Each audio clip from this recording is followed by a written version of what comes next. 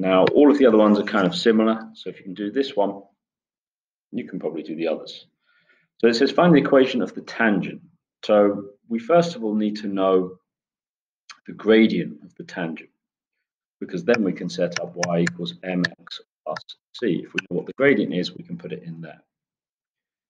And then we can find the equation, which is going to be y equals mx plus c. Okay, well, you're going to need to start off by multiplying this out, because we don't know how to differentiate things which are inside brackets. We need to have them as individual terms. So if we multiply this out, we get 4x squared. We're going to get two lots of minus 1 times 2x, so that's minus 4x. And we'll get minus 1 times by itself, which is plus 1. But then we've got that extra plus 1 on the end, so that's going to become plus 2. Now that's just multiplying out this set of double brackets and putting the plus 1 on the end. Now that's still y, that's not dy dx. Now we need to work out dy dx. So dy dx is equal to 8x minus 4. Okay, and that's hopefully what you've learned already from the technique of differentiation. Now it says when x is equal to minus 2, so we'll need to put that into here, find out what the gradient is. So when we do that, we get minus 16 minus 4, which gives us minus 20. So m is equal to minus 20. So we've now got y is equal to minus 20x plus c. So that's putting an m into y equals mx plus c. And now we just have one thing which we don't know. We have the plus c. So we need to find that plus c.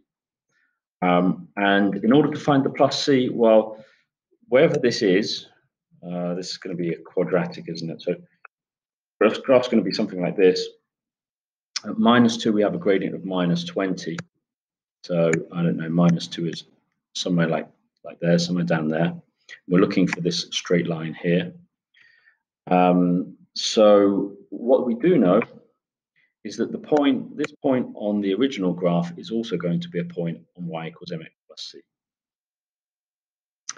So we know that we have this point minus 2 something, but we don't know what the height of that is, but we will know what the height of it is if we put it into the height function y equals, in brackets, 2x minus 1 squared plus 1.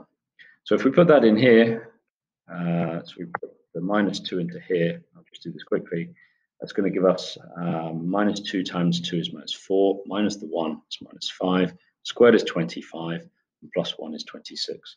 So obviously I should do the working out for that properly, but I'm just trying to be quick here. So that's the coordinate point which we have. That's also the coordinate point which is on this straight line tangent graph here as well. So we're going to put in y, sorry, put in 26y minus 20 minus 2 and plus c. Now you can work out what c is, and then once you've worked out what c is, you can substitute it back in to the original equation of the tangent. Okay, the other questions that I can see are very similar, so I'm not going to go through those ones as well, but hopefully that helps.